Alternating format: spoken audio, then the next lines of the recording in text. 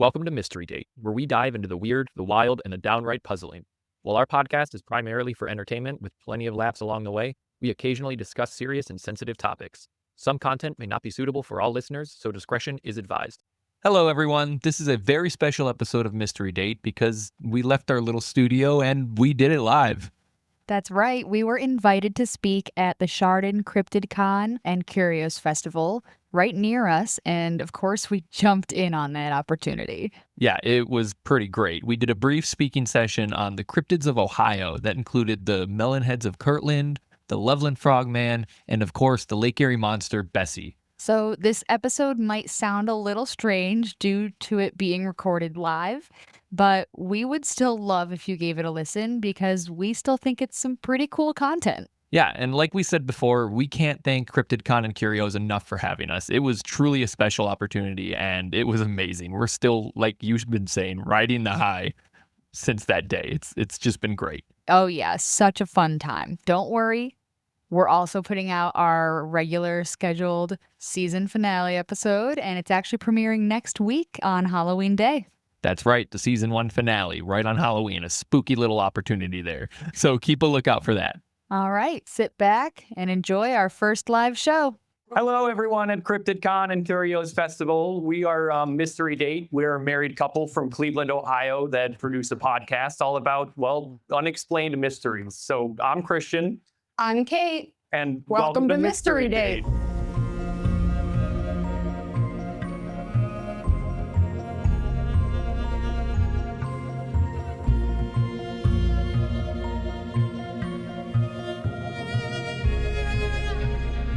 Like I said, we're from Cleveland and we love all things spooky, mysterious, and weird, or just downright strange. So that's what brought us here. Every episode, we sit down for a date night and we dive into the world's most fascinating unsolved mysteries while enjoying each other's company.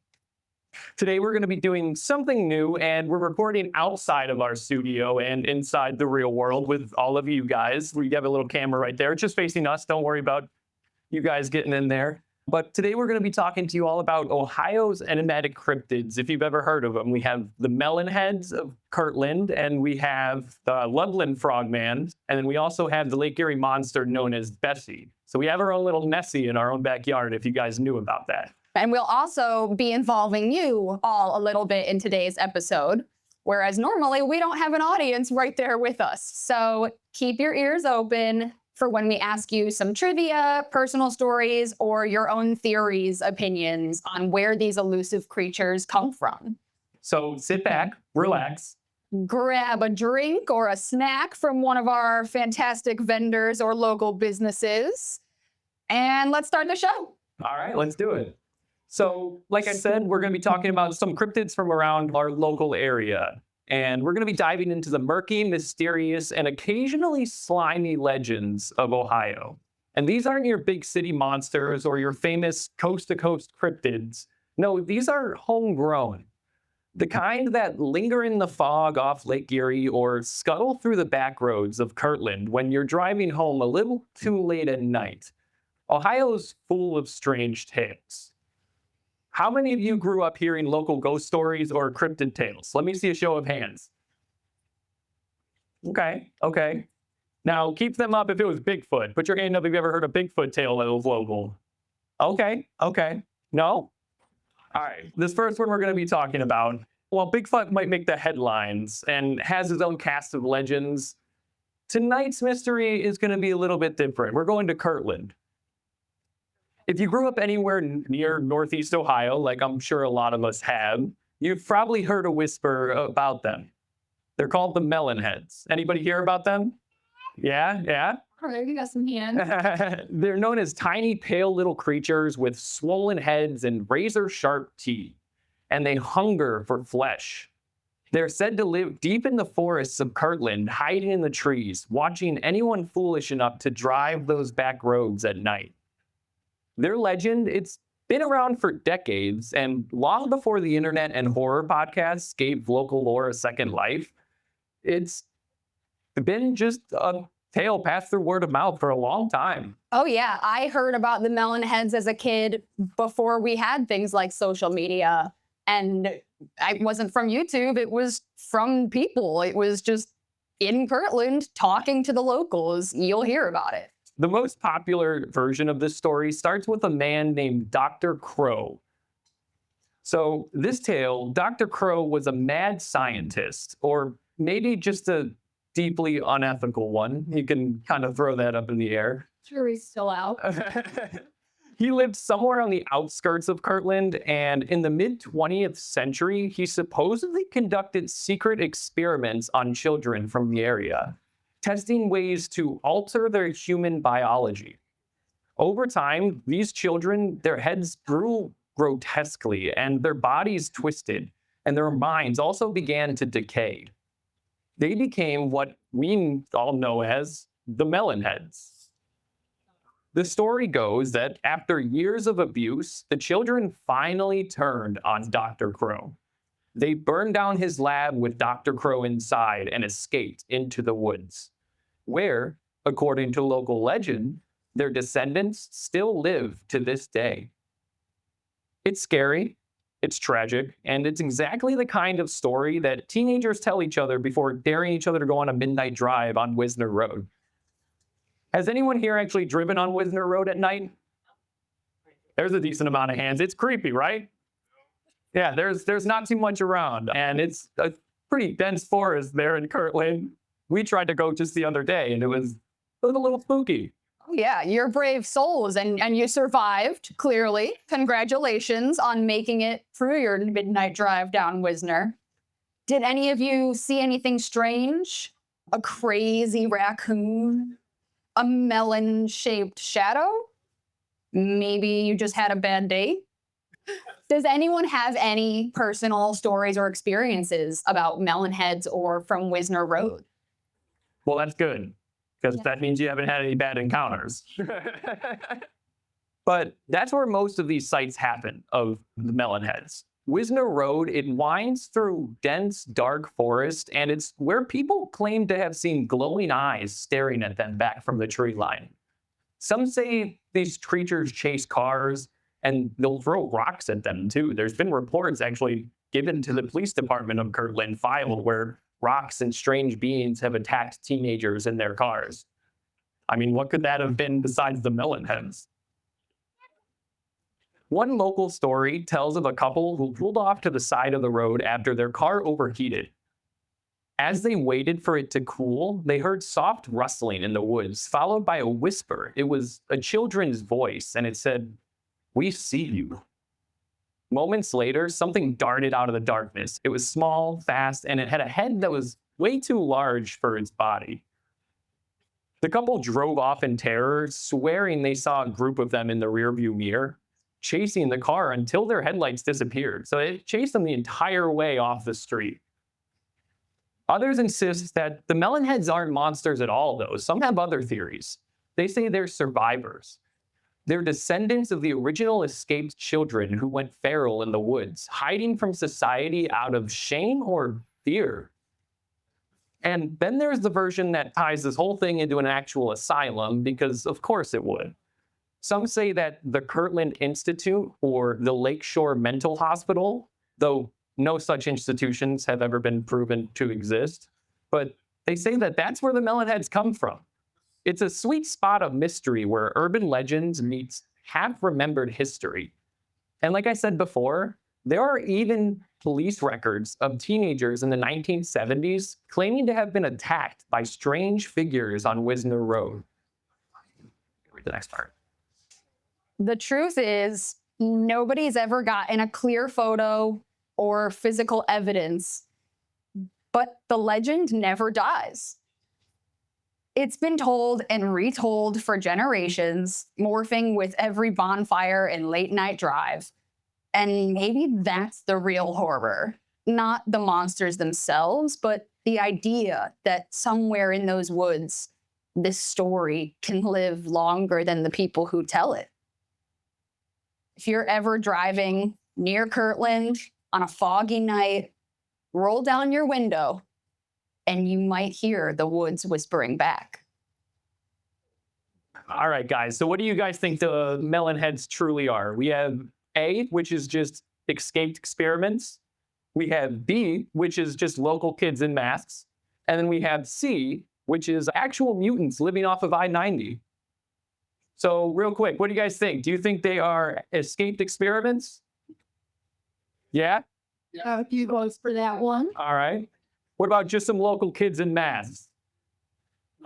Sounds like someone over there. How about actual mutants living off I-90 in Kirtland? Do we believe there's mutants around here? Yeah? That's the one that I want to believe in. Yeah. Mutants, they could be aliens. Who knows?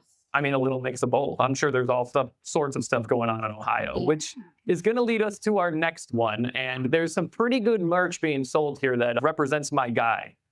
How many of you have heard of the Loveland Frog Man? That's a good amount. He's a pretty obscure cryptid, but I think that he deserves a little more love. So let's head a little bit south from where we're at, and we're going to go down to a suburb off of Cincinnati known as Loveland. This quiet little town has charming back streets and a river running through it, and one of the strangest legends in the Midwest.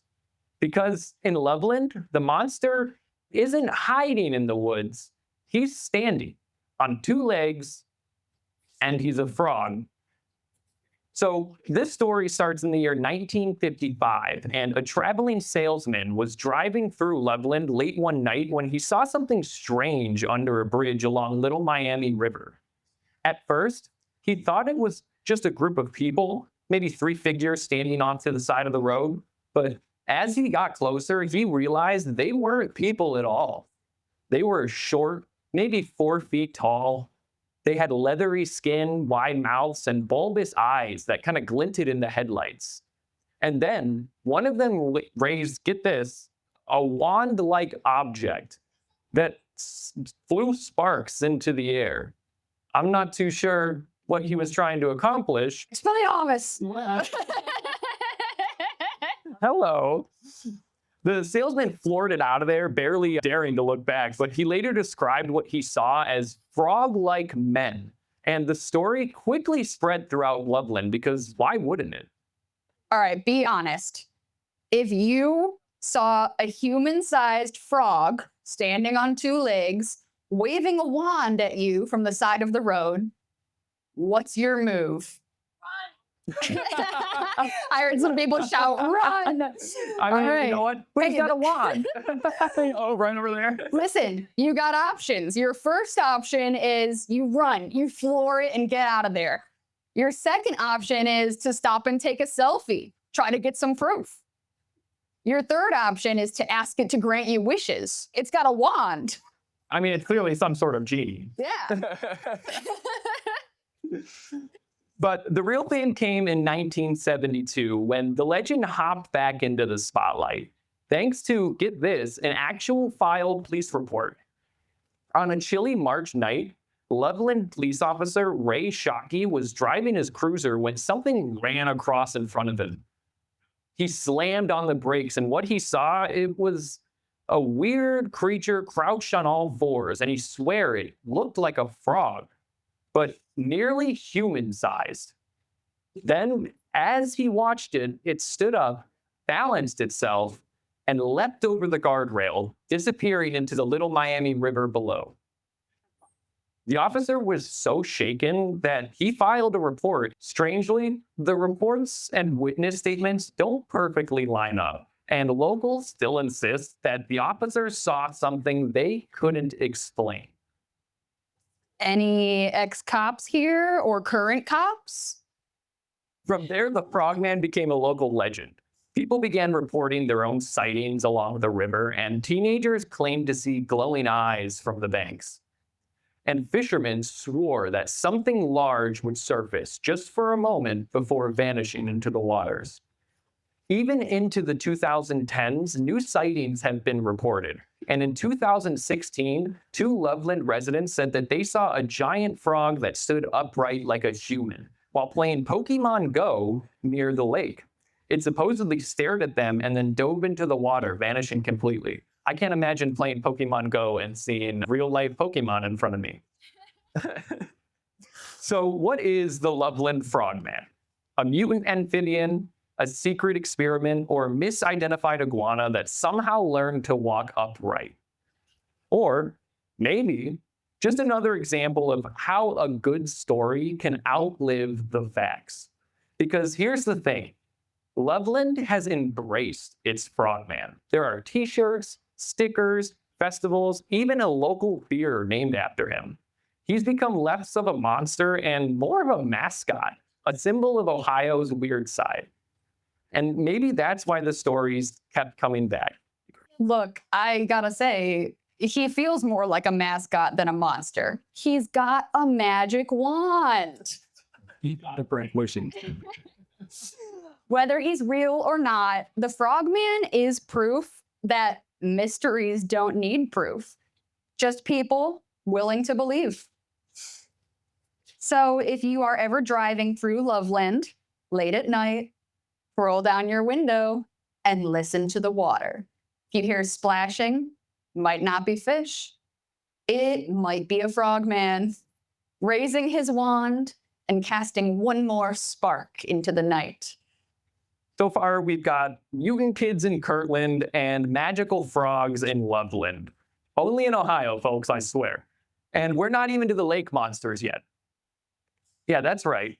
Finally, our last stop on our Ohio cryptid tour is the great and terrible lady of the lake itself, Bessie. You've all heard of Nessie, but no, ours is much better. Her story predates nearly every other Ohio cryptid legend, stretching back more than 2 centuries. She's been simply called South Bay Bessie, Erie's Nessie, and even the Serpent of the Great Lakes. And unlike the other two, her story isn't confined to just a small town. Bessie's domain is massive, all 241 miles of Lake Erie. Raise your hands if you've ever been out on Lake Erie at night.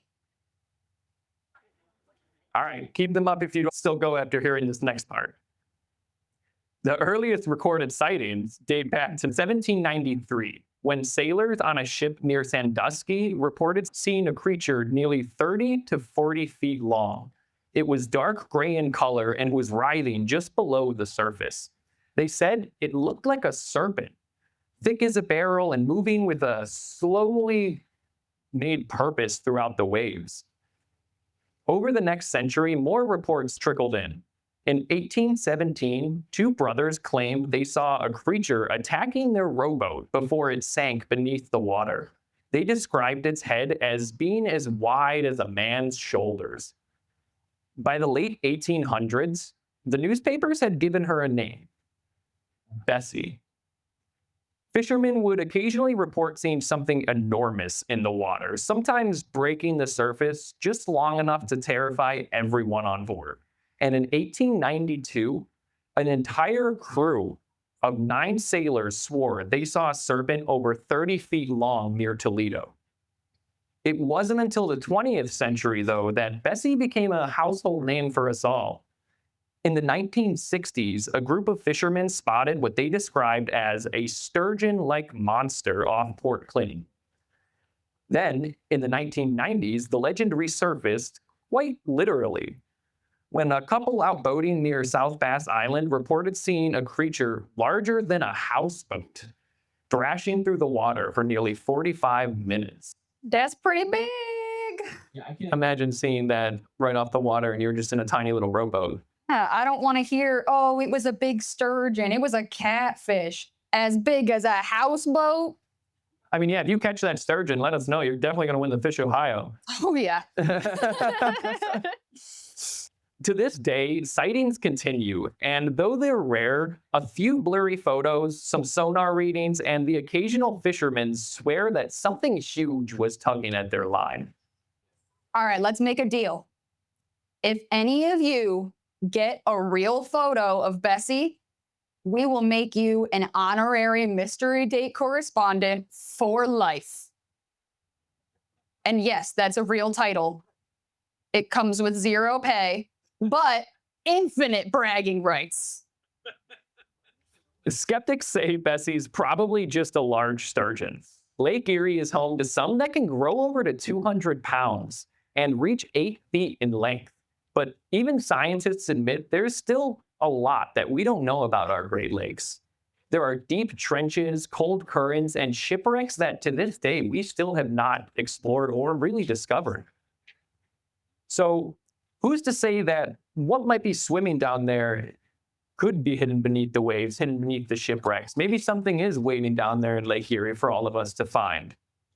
What's fascinating about Bessie is how she became a part of the local identity. In Conneaut, they celebrate the Lake Erie Monster Festival each year. There are t-shirts, plushies, beer, and even a minor league hockey mascot named after her.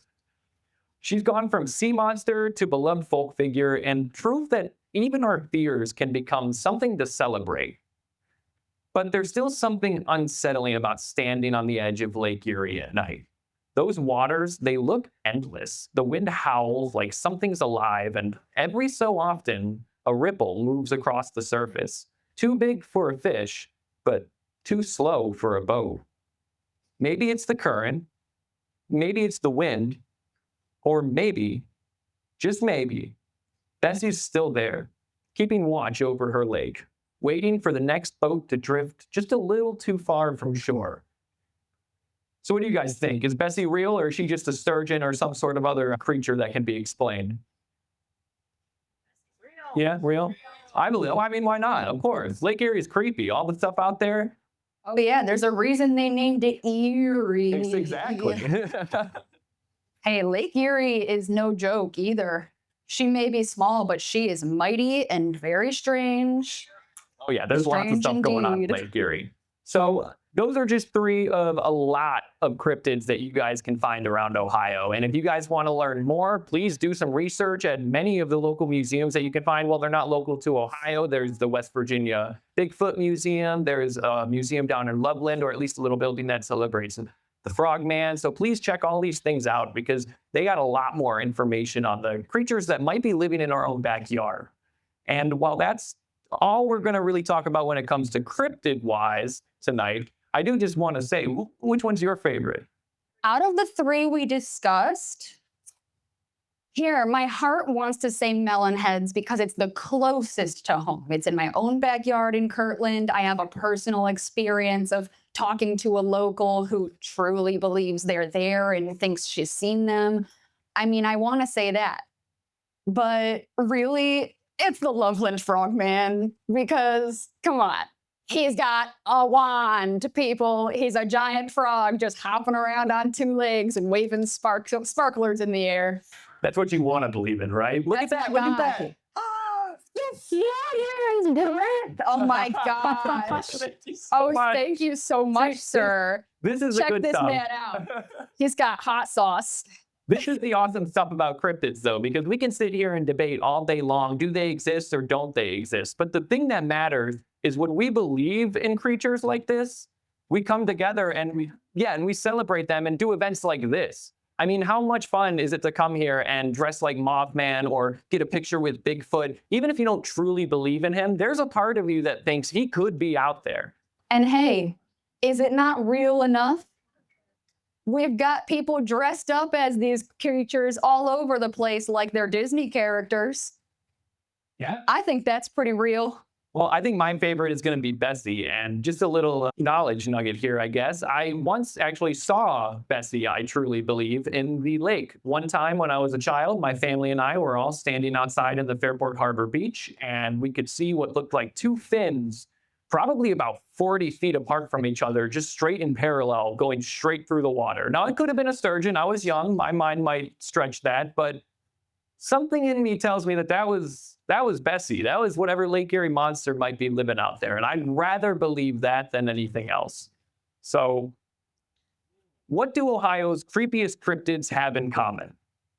They're all stories about isolation, about what happens when you leave the safety of the city lights and wander into the unknown, the woods, the river, or the open water. The Melon heads, they remind us that some legends grow from tragedy. And the Frog Man, well, he shows us that mysteries can be charming, even funny. And Bessie, she's a reminder that nature always has a few secrets left. Whether you believe them or not, these stories do connect us, our towns, our pasts, each other. And they make Ohio feel just that little bit stranger, which honestly, who would have it any other way? Ohio is a creepy capital for a reason, right? Because at the end of the day, it's not proving that these things exist. It's about keeping the stories and the mystery alive. So next time you find yourself driving down a dark Ohio road, staring out across Lake Erie or over the Miami River, under the moonlight, keep your eyes open and your ears open, because you never know who or what might be watching back. All right, so who's our favorite cryptid from Ohio? Just give out a cheer if you like this one. Who likes the melon heads? Yeah, we got a few for that. All right, what about Frog Man? All right. What about Bessie, the Lake Erie monster? Yeah, okay. I think we have a winner. Definitely Bessie. Okay.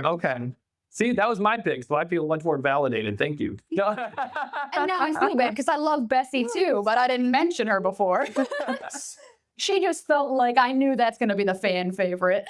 All right, so now because we brought some stuff with us to give out and because everybody likes some free things, we're going to do a little bit of trivia. It's going to be fairly simple, so just the first one who knows it, put your hand up and I'll pick on you and have you come up here and answer the question. We just talked about all this stuff, so it should be pretty in your memory, okay? Where is the Frog Man from? Loveland?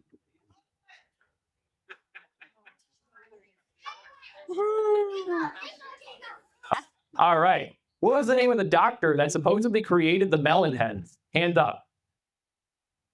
So, Dr. Crow. Dr. Fro, that's right. Someone was paying attention. All right, our last one's going to be about Bessie. This one's going to be a little harder, so I might have to ask another one if we weren't all paying attention 100%. Hey, you said she's your favorite though, so you should know this Yes, one. that's true. What year did the Bessie stories start? Oh, we got a hand up. 1797. 1797. No, close. Oh, so close. So close. Any other guesses? So close. Put your hands up. I got one right back there. Close. 1794.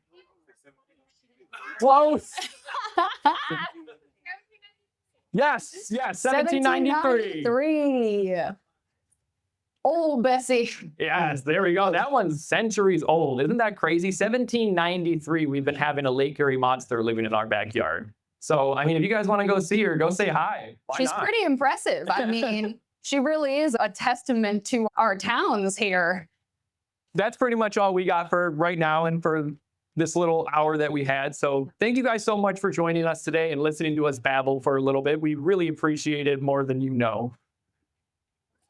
We hope you guys all enjoyed today's stories, our little deep dive into Ohio's most famous cryptids.